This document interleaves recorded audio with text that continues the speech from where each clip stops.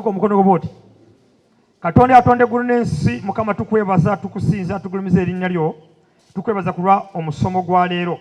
Abasajja n'abakyala bali mu maaso gange, mbasabira omwoyo w'amagezi, omwoyo w'okubikulwa, omwoyo w'okutegeera, ne mugenda kusoma olunaku luno lwa leero, mubisse mu nkola, musobole kutambulira mu bulamu obweyagaza. Omwoyo omutukuvu jangu otulungamye, bamalayika ba Mukama mubeerewo nga mutambuza bulungi ne mutuusa mu kifo kino, ate mutukole embere tuddeyo mu maka gaffe nga ffeera tujulira erinnya lyo kuyita mu linnya erya Yesu. Gamba amiina. Esaala ewedde kirasa etandise. 1 Herbs and spices. Wandika ekigambo ekyo. Mu herbs and spices tulina ekibayita king of herbs and spices, yeyi bayita rosemary. Gamba rosemary. Kiwandika ekigambo rosemary. Ombraga etteekamu ki? Gyetuli mu products zonna z'olaba mu Africa, ez'olaba mu China, ez'olaba mu Asia, bassaamu ekintu ekiyitibwa rosemary. Naye twafuna obuzibu nga eddiini zaffe abamissionaries bwe bajja mu Uganda, bwe bajja mu Africa, ne bategeera Africa bwe tunakozesa spices ezo tutugenda kulwaralwala, ne bazikweka. Ne bakola ki? Okusingira ddala Obukatuliki bwe bwasobola okuzikweka. Olunaku olubaaza Yesu Kristo bwe bati, abasajja abagezigezi baatona Yesu Kristo ekirungo kye bayita rosemary. Erinnya Rosemaria ne litandikirawo. Rosemaria. Buli kereziya yonna weeri, ekereziya ntegeera zino ezikuze, abeerayo akati ka rosemary ako. Halo? Rosemary nga sawa Uganda tukolamu ki? Tukola mu products 10. Product number 1 tukola mu oil. Gamba neighbor oil. Tulina ekibayita essential oil, tulina ekibayita rosemary oil mix, tulina ne oil afumba emmere. Twamufulumyako emyaka ng'esatu tusanga ng'akola, naye tunakumufuluma mu bungi. Asiika emmere, chapati, amandaazi, abalwadde ba ulcers, aba pressure balina kukozesa oil oli. Naye ate ono obutumikisinga ono onajjako enkyakya, abasajja n'abakyala balina omubiri ogufuumuusa enviiri biki byonna, onaakuuma olusu lw'omubiri. Mwena genda kubajanjabira bwereere. Esiga emaaso ali nakyo. Bw'oba ng'oli ngo wazze ku registeringa, siga abantu nga wazze ku registeringa, ogenda kutambula mpolampola ojje wano bakwe foomu yo, osasula emitwalo emeka, bagenda kukuba akafaananyi, bakwe enamba yo, bakwe kaadi, otandike okusupplyinga rosemary.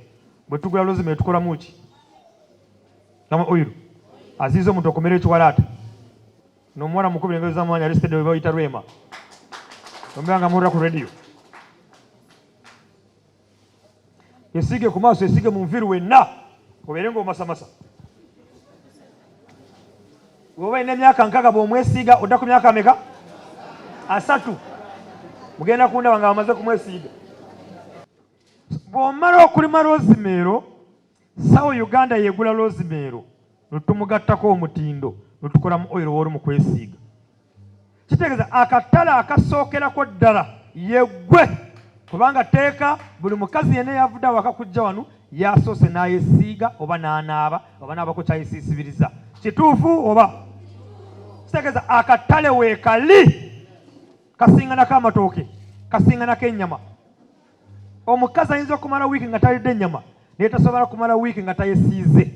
Mu rosemary tukolamu amajaani. Amajaani, gamba amajaani gaagano. Mu rosemary tukolamu ekitwayita clear plus, abasajja abalumizibwa omugongo, abalwadde entuunuusi, puresha, ebinzaali byonna tubikola. Olwedde babadde bamaze kubayigiriza. So kati nkusaba ekintu kimu kyokka, buli yenna yazze leero baako product y'ogenda naye awaka, ogenda kutegeera ekitwogerako bulungi. Tulina omuddo omulala gunu baguyita hole basil. Hole omujaaji ogwo tukolamu nagwo essential oil.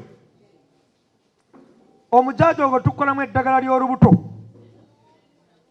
n'amadagala ly'owulira za magnesium, biki byonna za fragile bazikolamu mu mujaaja. Bwe bategeera nga Abafirika abaki bw'onaddira omujaaja n'ogunywera mu caayi ne gutta ebuuka mu lubuto, akatale k'abazungu kaba kafudde. Kati ne batulimba ngu bw'onywa omujaaja oyerabiralabira n'osulwala ne bakuggyako. tugenze ku kibayita strodola. Gamba strodola. Strodola ke kantu kano guno omuti guno gwa kalutuusi kola bwoti guno tukola mu preservatives. Omuti gumu gwa strodola gwokka buli mwaka gukwa emitwalo 10 ku 15. Omuti ogwo kitegeeza n'osimba emiti ya strodola nga bw'olaba hoolo eno osobola kusimbamu emiti 20 buli mwaka n'ofuna obukadde nga 10 mu hoolo muno, kubanga amakoola gano ge gutukolamu oil. Oil akola nga preservatives, oba teeka mu soda oba teeka mu bintu biremu okwonooneka. Gye tuli bw'olima rosemary ayenkana n'eruumu eno y'olaba n'omuleka n'amala emyezi 8 ku 10, olusala olusooka lukwa akakadde ka sente. Awo buli myezi 3 n'okola ki? N'osala okumala emyaka 10. Kudaba guno ng'osala kataka nga balawa kataka amajaani. Twebaza Mukama mumazze bulungi. Ebintu bino emyaka 10 emabega nga mbisomesa abantu bandaba ng'omufere, bandaba ng'ebitaliiyo, kubanga n'abayigiriza okusimba rosemary nga sirina factory. Sokola obuzibu obwa buliko ne banyumiza, twalima mulinga, twalima lulolo. Nyebaza Mukama kati mu Afrika yonna tarasobola kumbuuza ekibuuzo, lindako okukuba engalo. Tarasobola kumbuuza ekibuuzo bwe tunaalima rosemary Katebo naamugula oba ekyo n'akiyita, tarasobola kukimbuuza okujjako omuguwa eddalo. Muzo tulwaki? Kubanga mulimu kusomera mu factory, enholo ya factory. N'agibazze nga tebabakwatira mu lujja mbakwese mu factory. Gw'ogula wali ku luggi eyo soda efuluma ebinzaali. Ate bw'ogenda mu store wano, ani mbega wano? Ani azenga mbega? Kubanga azenga mbega? Tambula ogende mu store. Hari mu rosemary wa buhumbi 10 bw'ogenda yimwayise. Gulawo n'oluggi wali batunuleyo. Abantu nga babi batunule butunuzi. Ngambe mutunuleyo tumuyingira. Nimutwalayo koksidesi. Mutunuleyo. Soda fuluma. Kati nimbagamba bakoleze wali ayitufumbira omulondo omuka guba wano. Halo? Sicha omuntu takyasaba kumuza Kateeba walabyeyo ki? Imiro bagambe. Kama faiba sizwe. Baburi rosemary aliye no batani zimeka. Muyitirivu tugenda kugaga wala nafe tulimire ddala. Nchira wakana ya mufumbira nganze. Ani atunudde eri?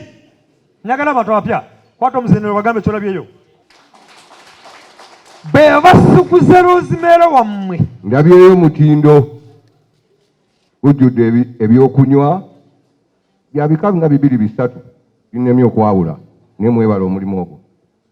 Ebyo byonna tubikola mu ki? Mu muddo guno gumba wadde. Gye tuli? Nze ndabyeyo amacupa mangi ga oba soda oba ki, naye nze ku masanyu gange badde mbuuza omuntu ova wala mbadde njagala zo product naffe zituuke mu district yaffe kubanga ku radio siwulira district yaffe. Ffe mu lockdown twakola sente ntwewuunya.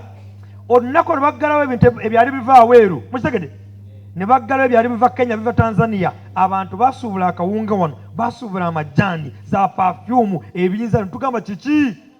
Kumbe nutegeera ngu sente zonna Abanyayuganda zabadde bafuna mu mata, mu matooke, mu nte zimaliza zonna nga zigenzewa aweeru.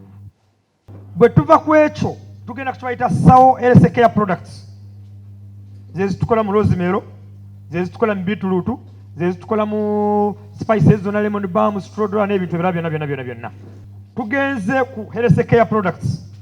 Products ezitukola mu rosemary, ezitukola mu strodola, ezitukola mu chamomile ziyamba obulamu bw'omuntu.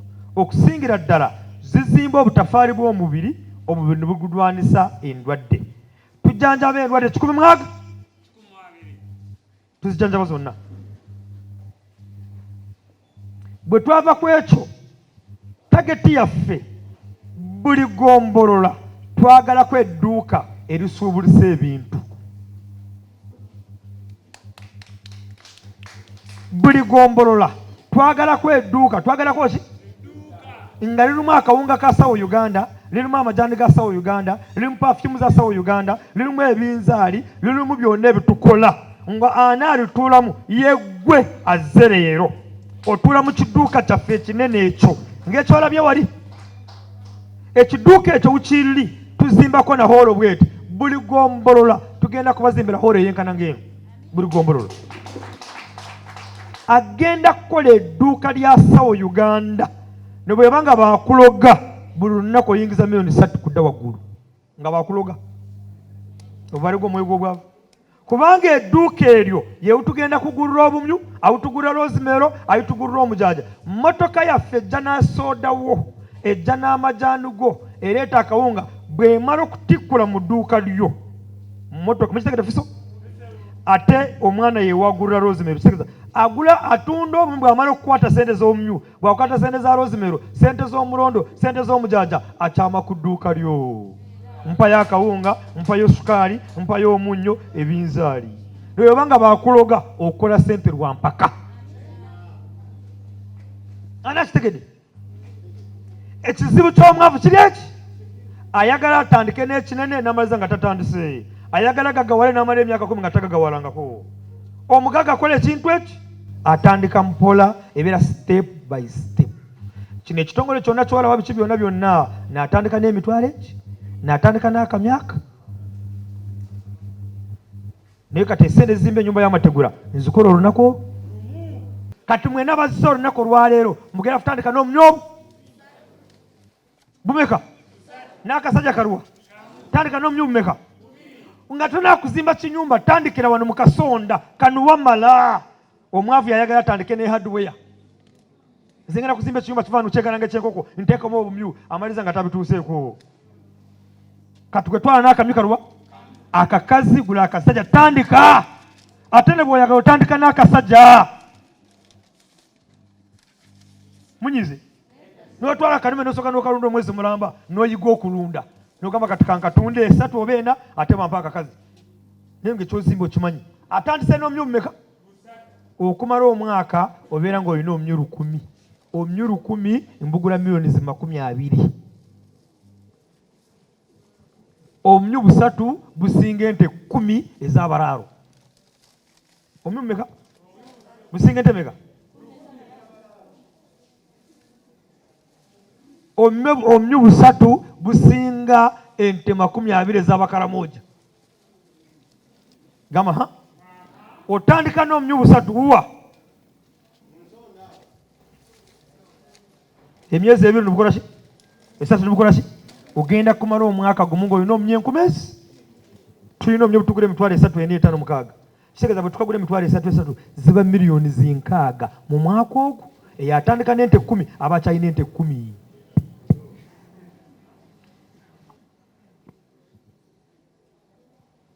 halo ekyaleeta obuzibu mu Africa abazungu bwe batega nga ntandise okutegeera silevale ne bagikyusa ne baddira abaana bammwe namwe mwenna ne babategekera syllabuses ebibasoma ne batega ng'omwana agenda kusoma senior 4 senior 6 naye bagenda kumusomesa byonna eby'emyaka 10 emabega mawumawu sort of inclusion 2x-1 ne baddira kasasiro ne bakwata omwana bw'amala okutegeera kategeeramu n'agenda ku university n'asoma emyaka 5 obwa dokita naye emyaka 5 yasoma obwa dokita aba agenda kutunda panado ey'omuntu yasoma P2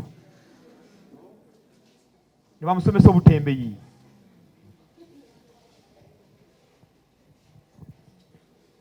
sawo Uganda kwe kuvaayo twetaaga amaanyi go twetaaga esaala zo twetaaga tukolere wamu tunoonye ebitugatta si bitwawula Africa ngagga Katonda yatwettaka erisingayo obulungi kyetaaga ofuna obudde ogenda omuza Mount Elgon erabe kyetaaga obudde ofuna obudde ogende Kibaale manyi Kibaale halo kyetaaga ofuna obudde ogende Kakumiro olabe olabe bw'osimba kasooli bw'abala Kibaale kasooli ayenkana kumbi ng'omutu gwa katutuusi Katonda yatwakira imete enungi yatwaweza enungi naye ffe abantu abalimu ekizibu kirwa naye ate sinabwe sikizibu kyammwe balaba atutegekere bitulina okusoma be batutegekera ekyo naye naffe tusobola okukisomoka tusobola kubaako ekitukola ettaka Katonda lyatuwa tusobola kulimaku ebintu bino byonna ebijjudde mu supamaketi ne tubitwala aweeru esente ne ziva aweeru ne zijja mu Uganda mbyogedde emyaka 10 nga bansekerera naye madamu n'aseka nenyebaza mukama kati nina edduuka Germany, nina edduuka Congo, nina edduuka Kenya, nina edduuka Tanzania, kati sente buli lunaku ziva aweeru nizijja. Bameka wase gamba naye babisoboka kulaba oti gamba bisoboka. Naye ekizibu ky'Abanyayuganda bonna bazze mu maaso gange baba bazze kumbaza kuntoolako sikungattako. Nkiddamu 90% ababeera nga banyetoolodde nga bali mu maaso gange babeera babaza Kateba tumuggyeko ki. Na bonna bansanga mu lujja ne bandemerako. Kati njagala abasajja n'abakyala bazze kungattako nga tutegekera abaana n'abaana b'abaana baffe tukyuse omulembe guno. Atangattako taddamu kumbeerera kumpi. Muzze kungattako? Njagala omunywe 14 buli lunaku. 14 bulidi. Kitegeeza kati gw'osalawo n'ogamba nze buli mwezi owa Kateba n'atwalayo omunyubu meka, ekyo kisalawo leero. N'ofuna olupapula n'owandiika n'ogenda mu nnyumba yo munda y'oluggi n'otimba n'ogamba buli mwezi ngenda kutwala omunyubi 3 ku ssaawa Uganda. Omunyubi 3 tayimiza emitwalo 3 ezo miliyoni 9 buli mwezi. Mwazze oba mulinga bazze kusaala? Obujubu lyaki? Kalandalugo waalo bataliyo. Ebikola bya kabeji webira batibiriyo. Amanagalagala monde wegalo tegaliyo. Sere waalo bataliyo. Mukasa waalo bataliyo. Obubingo buno obusagaza obutono. Bulwa obutoto. Obusagazi buno webira batibiriyo. Wana ibayisa ekubo kola nsaba na abasawa omuddo gonna kalubo olumbugu oluto mmere y'obumyu. Jetuli? Gamba ayi mukama Katonda wange. Gamba sente zirabise. Zikoze ki? Uganda yesingayo obugaga mu Africa. Halo? Beba Uganda nyavu. Abahindi n'Abachina balina factories. Products ezibakola baana abazigula. Beba Uganda nyavu genda ku border ye Kenya. Olabe trailer eziyingiza products mu Uganda baana ababigula. Beba Uganda nyavu genda mu kikuubo olaba abasajja bakwata sente naye nga sente zonna ezibakwata bazisindika China bazisindika ziyita buyisi mu Banyayuganda. Ffe tukolera bala abantu abalala. Kwetu tugatta omutwe gwo olina omutwe batugwina netugatta n'ogwange tusobola kukola ekintu nga kyanjawulo netukola factory netukola products netuzitwala mu America mu China India akasente nekajja alimye nafuna agaseko omutindo nafuna duleva nafuna omwana parkinga nafuna asuubude nafuna abitutaweeru nafuna ensi bwetyo bwetambula. Halo? Beba Uganda nyavu Abahindi n'Abachina balina supermarkets lwaki buli lunaku bayingiza miliyoni 2-3. Genda ku supermarket y'Abahindi, genda ku supermarket y'Abachina bayingiza sente biko lunaku miliyoni 10. Baana ababigula bo bategeka ebintu ebyo. Nabo ogenda mu malwaliro g'Abahindi, amalwaliro g'Abachina international zaabo zirimu Abanyayuganda be balina obukanula ku mukono bo tubalwala. Kati mwena abalyafa abalwa kwata enusu 15 lwampaka mpa eddagala lyange bayita bibi. Ogenda gula guno omukebe olumizi gw'omugongo pressure alisazi ekibayita body cleanser ofumba amazzi agokya fumba obusera teeka mu kasukali bwanga okanywa jako ekijiko kimu n'abaana bonna bawe. Bwebanga olina omwana yalaliddeko bisikuiti omwana yanywako yugati tumukwata ndekedaawo eyanywako ki omwana eyanywako soda yenna mugurire neddagala bagende balimu. Halo? Nina emyaka na mwezi n'akalwalako omwezi guno naye nga nina ebyankyankalanya omwezi gwayita naye mbadde maze emyaka 40 nga tebankuba kwempiso sibeera nku admitted simanyi omuntu alwala atya naye lwaki kulwekwewala okulwala mbadde ndya katunkuma buli wiiki nga teeka olunaku lubanga mangu soda alwaza nga alina emyaka nga 45 ningamba sigenda kunywa soda nobompa ecupa ya Coca-Cola nywako akatundu ku mukolo ninjireka. Abunakurira bwe nakola research ninsanga abatukolera soda ezo ate bo tubazinywa n'abaana abo tubazibawa. munyize katukwata endisi 15 ojanjabe famire yo ogula guno ogutali ku kigambo teeka mu kyayi tuuka waka fumba amazzi agoocha fumba obusera fumba kyayi jawa akajiko okamuteekamu abaana bonna banywe buli muntu anywe kikopo kakola ng'amajaani okitegede ogenda kusula ng'otuyana otegere ng'obutwa bukoze ki bufuyume ogenda kufukafuka speed emirundi 2 ng'ogoberagana gama janja kigasa ki n'otwala omwana atula senior 6 naye ng'omutwe tugukola kazibukula emisuwa gamba emisuwa ka 15 eyo 15 fumba amazzi agoocha fumba kyayi gamba tuvuddeyo tugenze ku bumyu gamba omumyu bwe tumala mwenna tugenda kubayisa bano mugende ku binyumba by'omumyu walayo ebinyumba bifaanagana bitya mukitegede so basebe nabanye mwena batwala ku TV eno enungi twebaza mugamba ku lw'ekitongole kya Sawo Uganda amannya nga bulijjo investor Victor Kateeba naye amanya amatuufu Victor Kateeba erya investor abanyayuganda bye balimpa bwe n'atandikirako abanyayuganda okulima n'okulunda okw'omulembe guno ng'osobola kutandika n'emitwalo 3.45 mu mwaka n'okola milioni 2.345 kudda waggulu so nyebaza mukama twatandika tulinga abasaaga naye Sawo Uganda efuuse ensonga mu ggwanga lyonna ne mu Afrika yonna okusingira ddala tuyigiriza abanyayuganda okulunda obumyu mwena bantu ba ku TV mukimanyi bulungi akamyu kawooma okusinga enkoko ate akamyu ddagala eddagala eringi erya pressure eddagala lya sukaali balukola mu nnyama y'akamyu lwaki kubanga akamyu kalya eddagala ennyama neefuuka eddagala omusajja oba omukyala alidde ennyama y'akamyu aba amaze kuzimba omubiri gwe okulwanisa endwadde naye twafuna obuzibu bumu ku Afrika abazungu bwe balaba nga Abafrika bwe tutandika okulya ennyama y'akamyu tuba tugenda kulwala ate Afrika ke katale k'eddagala lyabo ne bataporomotinga bumyu ne baporomotinga enkoko ne baporomotinga ennyama y'ente naye twebaza mukama Sawo Uganda evuddeyo kuyigiriza abanyayuganda okulya obumyu n'okulunda obumyu atandise n'omumyu obu busatu nga bw'olaba mwina babulaba akamyu kazaala ku makya akawungezi kabeera n'olubuto kituufu oba akamyu kalya omuddo kalya ki ebikola bya kabeji mubiraba kalya ebikola bya ki anaamanyi kalandalugo olaba n'embwa bameka ng'omanya embwa bw'erwala olubuto eddukira mu faamu n'erya kalandalugo n'ejanjaba kitegeeza akamyu bwe kalya kalandalugo kaba kamaze kuzimba ennyama oba omubiri gwako ng'omusajja yenna omukyala bw'alya ennyama y'akamyu aba amaze kuzimba omubiri okulwanisa obulwadde so kati tubayigiriza ng'abanyayuganda ensi ezze ng'efunda olaba faamu yaffe bwenkana bino babitundawa abanda ba ku TV babitundawa bino byonna enkuba yatonnya ebijjudde guno gwe mudde gumukoola mu lusuku lw'amatooke mu ndimiro mu mwanyi ku ttaka ly'ekereziya mu kasooli naye yeemaali tuyigiriza abanyayuganda tulekerawo okudiibuuda bw'otandika okulunda omumyu nga bw'olaba buli munyayuganda yenna abangi alina wasobola kuteeka ebinyumba by'omumyu by'olaba bino ekyo kinyumba kimu okiraba 2 ntegeeza mu lujja lwo ku 5 ku 10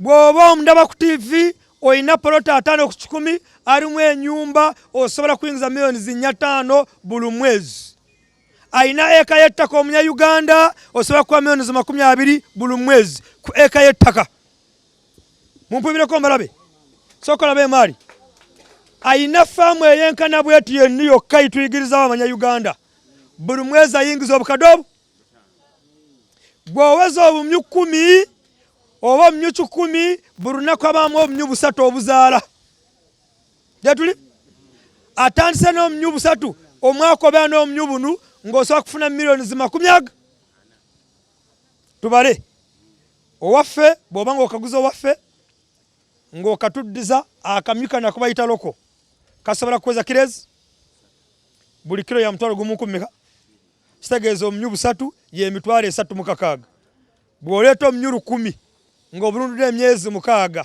ze milioni 36 ng'obulundudde mu lujja lwo n'ojjako milioni 1 y'omukozi abadde akeera ku katale owino akeera ku nakasero market okuleeta ebikoola bya kabeji okuleeta karotisi n'ebintu ebirala so akamyu tukalwala nnyo akamyu keetaaga keya kasita ofuna omwana abulabirira lwaki tuzimba nga butuzimba bwe kamala okufuka omusulo ogukola ki osobola n'okulundira mu garagi